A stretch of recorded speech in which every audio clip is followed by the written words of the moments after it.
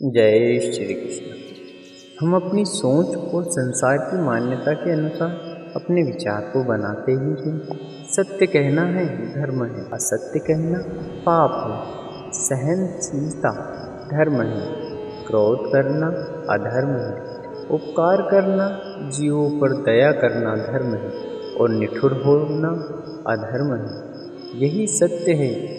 क्या कभी कभी परिस्थिति इन आवेशों को उल्टा नहीं कर देती?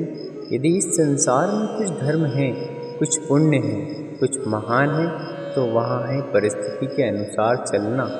जटायु याद है आपको, जिन्होंने रावण पर क्रोध किया था, उस समय पर आक्रमण किया था।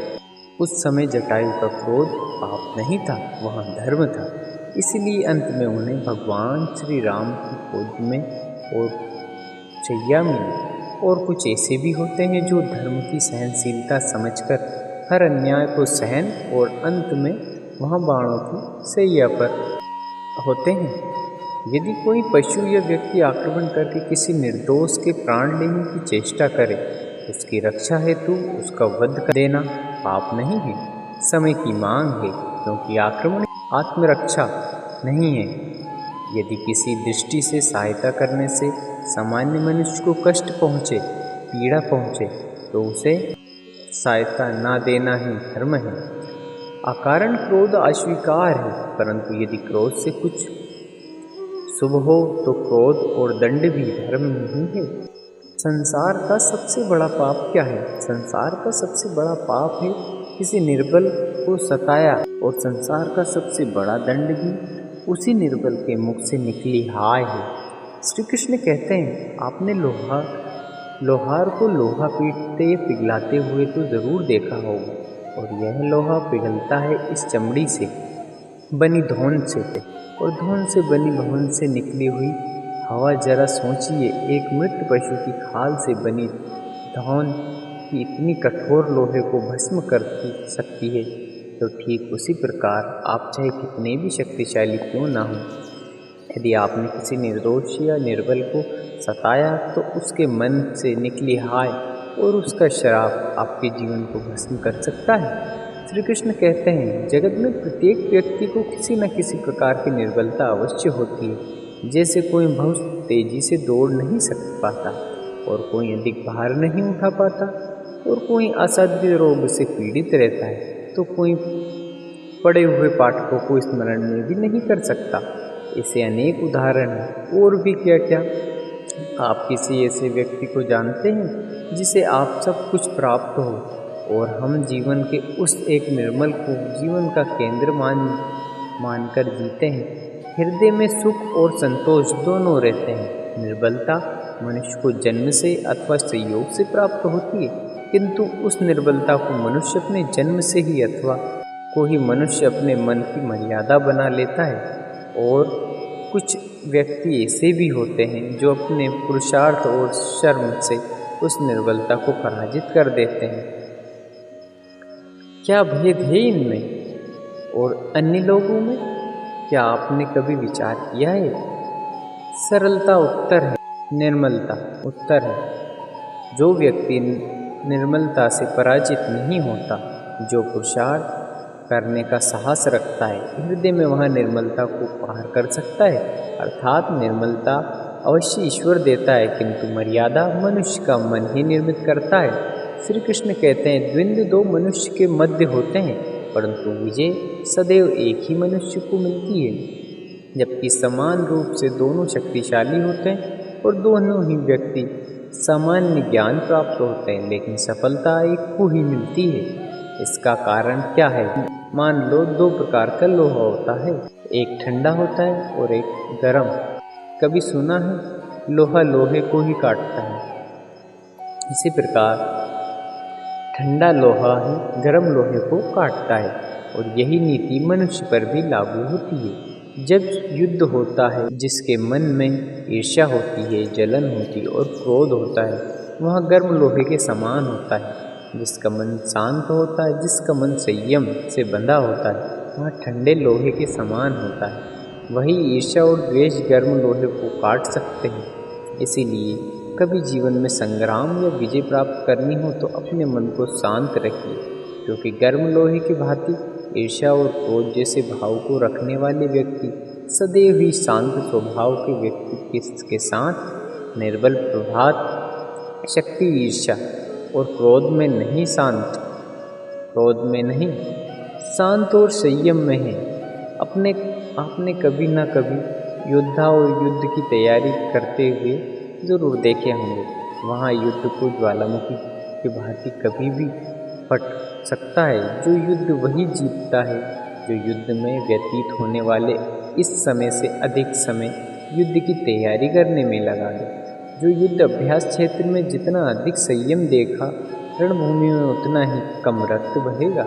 एक समान लोहा और तीखी तलवार में अंतर यही है कि एक तीखी तलवार की कड़ी अग्नि परीक्षा से गुजरना होता है और लोहाकार की मार खानी पड़ती है। एक तलवार कितनी पीड़ा सहेगी, उसका उतना ही वार प्रबल होता जाएगा। इसीलिए पीड़ा से घबराएं नहीं, उसका सामना करें, अभ्यास करें, क्योंकि यही अभ्यास जीवन में युद्ध में आपको विजय श्री बना सकता है। श्री कृष्ण कहते हैं, यदि आगे बढ़ना है तो अपनों का साथ दें, और यह बात सत्य है, अपनों का साथ देना ही चाहिए, परंतु साथ देने से पूर्व यह अवश्य पहचान लेना चाहिए कि अपने कौन हैं। अपने वही होते हैं जिनके साथ हमारा रक्त संबंध होता है, या अपने मित्र, या वो होते हैं जो हमें सदाधिकारी के लिए प्रेरित करते हैं, हमें आगे बढ़ाने का, हमारे साथ देने का, और ना ही कि वहाँ जिनका साथ देने से समाज का नाम धर्म हानि और सदैव साथ रहकर भी सगे नहीं होते। इसीलिए जब भी अपने परिभाषा का चुनाव करें, उन्हें अपना मानो जो आपका साथ दें, उन्हें नहीं जो हमें अज्ञान के मार्ग पर ले जाएं।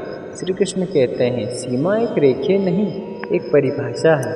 परिभाषा भी सीमा हर किसी की होती है, प्रेम की, धैर्य की, मित्र की और शत्रुता की भी। और जो सदैव सीमा में बने रहते हैं, सम्मान मनुष्य चाहते हैं, परंतु जो मनुष्य जो समय आने पर सीमा तोड़ देते हैं, वही भविष्य बनाते हैं, क्योंकि सीमा केवल आपको मर्यादा में रहना सिखाती है, आपको बांधती नहीं। और ये आप पर, हम सब पर निर्भर करता है कि कौन से सीमाएं हमें बांधती है और कौन सी सीमाएं शक्ति के नए मार्ग समक्ष कराती है। इसीलिए सीमाओं में जो कर सकते हो उसे अधिक करने का प्रयास करें, तभी सीमाएं बना पाऊंगा।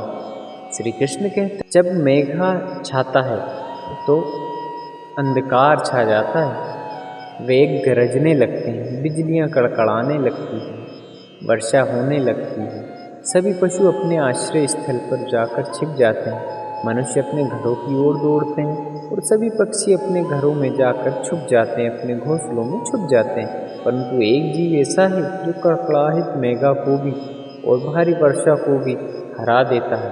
वहाँ जीव है बाज, क्योंकि वहाँ समस्याओं की जड़ों से ऊपर उड़ता है, वहाँ गरजते मेघों से, कड़कती बिजलियों से और भारी वर्षा से ऊपर में उड़ता है। इनमें यही अंतर है, हराने वाले में और जीतने वाले में। युद्ध हार और जीत नहीं समझता, और सोच को छोटी रखा तो समस्याएं बड़ी हो जाएगी, और यदि आपने सोच को बड़ी रखी तो समस्याएं छोटी हो जाएगी। श्री कृष्ण कहते हैं, भाग्य क्या है? जो आपने किया उसे भोगना भाग्य है, जो आपके पूर्वजों ने किया उसका फल भाग्य है। नहीं, भाग्य वही है जो आपने किया, क्योंकि हर मनुष्य को अपने कर्मों के फल भोगना वही होता है।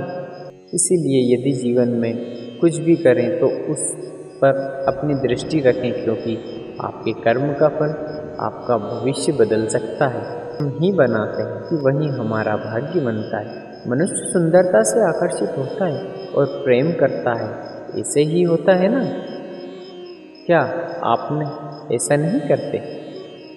ना तो सुंदर और अंदाज सुंदरता की परिभाषा है। इस आकर्षण को विश्लेषण का कारण क्या है? कभी सोचा है कि जिससे आप प्रेम करते हैं उसके प्रति आपका आकर्षित अचानक से उसके मन में तृष्णा जाती है, और जिसके प्रति घृणा होती है उसके प्रति एकाग्र आपके मन में प्रेम उमड़ आता है। और इसका सबसे बड़ा कारण है दृष्टिकोण की सुंदरता आपके मन में होती है, सोच में होती है, आपके दृष्टिकोण में होती है। इसीलिए किसी को कीचड़ में खिला हुआ कमल भी सुंदर लगता है, पर किसी को निर्मल चंद्रमा में भी कलंक का धब्बा दिखाई पड़ता है।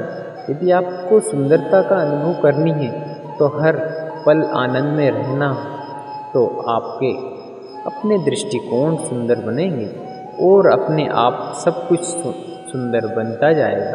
श्री कृष्ण कहते हैं, स्वर्ण सज्जन पुरुष और परोपकारी मनुष्य की गति एक समान होती है। यदि स्वर्ण टूट जाए तो उसे गर्म करके फिर से जोड़ा जा सकता है। ठीक उसी प्रकार मतभेद पश्चात होने पर सज्जन पुरुष और महान पुरुष फिर से मित्र बन सकते हैं, परंतु दुर्जन दुष्ट माटी से बने हुए उस पके हुए मटके के समान होते हैं, जो एक बार उसमें दरार आ जाए तो उसमें आपस में स्वयं का सर्वनाश कर लेते हैं। इसलिए मित्रता केवल सज्जनों से ही करें, ताकि आपस में मतभेद ना हो, क्योंकि दुष्टों का समय अपना नाश स्वयं ही कर लेता है।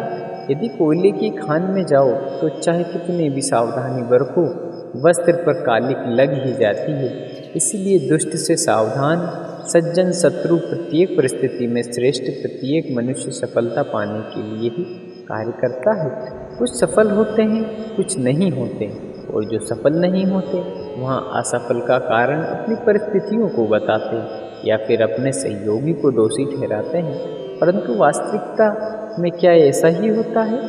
क्यों कोई परिस्थिति या कोई व्यक्ति किसी की असफलता का कारण बन सकता है? उत्तर है हाँ भी और ना भी। आपने तितली को देखा होगा, आपने एक मधुमक्खी को भी देखा होगा, जो को प्राकृतिक में दोनों को समान गुण मिले हैं रसपान करने का, लेकिन एक तितली में जो फूलों पर जाकर उसका रस लेती है और इस अवस्था में नए फूल खिलने की व्यवस्था भी करती है, और मक्खी घाव पर बैठती है, घाव को सड़ाती है और रोग भी बढ़ाती है। यदि इसमें किसी बात का अंतर है तो वहाँ है सोच का। यदि आप उचित मार्ग चुनोगे तो आपको सफलता अवश्य मिलेगी, आपका उत्साह बढ़ेगा। यदि आप अनुचित मार्ग चुनोगे तो आपको असफलता मिलेगी, निराश मिलेगा। अब ये आप पर निर्भर करता है कि आपको उचित मार्ग चुनना है या अनुचित मार्ग। यह आप पर निर्भर करता है। एक बार गिद्ध का झुंड उड़ता उड़ता एक टापू पर पहुंचा, जहाँ समुद्र के बीचों बीच स्थित था। वहाँ ढेर सारी मछलियाँ, मेंढक और समुद्र जीव रहते थे। इस प्रकार हेतु वहाँ खाने पीने की कोई कमी नहीं थी। सबसे अच्छी बात यह थी कि गिद्धों का शिकार करने वाला वहाँ कोई जंगली जानवर नहीं था। गिद्ध बहुत खुश थे। इतना आराम का जीवन उन्हें पहले नहीं देखा था। उन्होंने अधिकांश युवा गिद्ध थे वहाँ सोचने लगे कि अब जीवन भर इसी टापू पर रहना है, कहीं नहीं जाना, क्योंकि इतना आरामदायक जीवन कहीं पर नहीं है, न कभी मिल सकता है। लेकिन इन सब के बीच में एक बूढ़ा गिद्ध भी था। जब युवा गिद्ध को ये देखता तो चिंता में पड़ जाता था। सोचता था कि यहाँ के आरामदायक जीवन इन युवाओं गिद्ध पर क्या असर पड़ेगा। यहाँ वास्तविक जीवन का अर्थ समझ नहीं पाएंगे। यहाँ इनके सामने किसी प्रकार की चुनौती नहीं है। जब भी मुसीबत इनके सामने आ गई तो यह कैसे मुकाबला करेंगे। बहुत सोचने के बाद एक दिन बूढ़े गिद्ध ने गिद्धों की सभा बुलाई। अपनी चिंता जताते हुए सभी से बोले, इस टापू पे रहते हुए हमें बहुत दिन हो गए हैं। मेरे विचार से हमें वापस उसी जंगल में चलना चाहिए जहाँ से हम आए हैं। यहाँ हम बिना चुनौतियों का जीवन जी रहे हैं। ऐसे में हम कभी भी मुसीबत के लिए तैयार नहीं हो पाएंगे। युवा गिद्ध ने उनकी बात सुनकर अनसुनी कर दी। उन्हें लगा कि बढ़ती उम्र के असर में बूढ़ा सटिया गया है इसलिए ऐसी बेकार की बातें कर रहा है। उन्होंने टापू की आराम जिंदगी को छोड़कर जाने से मना कर दिया। बूढ़े गिद्ध ने समझाने की बहुत कोशिश की। तुम सब ध्यान नहीं दे रहे हो कि आराम के आदी हो जाने के कारण तुम लोग उड़ना तक भूल चुके हो। इसी से मुसीबत आए तो क्या करोगे? मेरी बात मानो, मेरे साथ चलो। लेकिन किसी ने बूढ़े गिद्ध की बात नहीं मानी। बूढ़ा गिद्ध अकेले ही वहाँ से चला गया। कुछ महीने जाने के बाद एक दिन बूढ़े गिद्ध ने टापू पर गए गिद्ध की खोज खबर लेने की सोची और उड़ता उड़ता उस टापू पर जाकर उसने देखा, वहाँ का नज़ारा ही बदल गया था। जहाँ देखा वहाँ गिद्ध की लाशें पड़ी हुई थी। कहीं गिद्ध का लहू लुहान पड़े थे। हैरान गिद्ध ने एक घायल गिद्ध से पूछा, यहाँ क्या हो गया है? तुम लोग की हालत कैसे हुई? घायल गिद्ध ने कहा, आपके जाने के बाद हम यहाँ पर बड़े मज़े की ज़िंदगी जी रहे थे, लेकिन एक दिन यहाँ एक जहाज़ आया और उस जहाज़ ने यहाँ चीते छोड़ दिए। शुरू में तो उन्होंने हमें कुछ भी नहीं किया, लेकिन कुछ दिनों बाद उनको यूँ आभास हुआ कि हम उड़ना भूल गए हैं। हमारे पंजे और नाखून इतने कमज़ोर पड़ गए हैं, हम तो किसी पर हमला भी नहीं कर सकते। तो उन्होंने एक एक करके मार कर खाना शुरू कर दिया। उनके ही कारण हमारा आज यह हाल है। शायद आपकी बात ना मानने का फल हमें मिला है। तो दोस्तों, हमें इस कहानी से यहाँ सीख मिलती है कि कंफर्ट जोन में जाने के बाद उससे बाहर आना बहुत ही मुश्किल होता है। ऐसे में चुनौतियाँ आने पर उसका सामना कर पाना आसान नहीं होता। इसीलिए कभी भी कंफर्ट जोन में जाकर खुश ना हों, खुद को हमेशा चुनौतियाँ देते रहें और मुसीबत के लिए तैयार रहें। जब तक आप चुनौतियों का सामना करते रहोगे, आप हमेशा आगे बढ़ते रहोगे। तो दोस्तों, इस वीडियो में बस इतना ही। मिलते हैं फिर एक नए मोटिवेशनल वीडियो के साथ। यदि आप हमारा चैनल पर पहली बार आए हैं तो प्लीज़ इसे सब्सक्राइब कर लें और बेल आइकन को ऑन कर लें। अपना ख्याल रखिएगा, स्वस्थ रहें, मुस्कुराते रहें। तब तक के लिए जय श्री कृष्ण।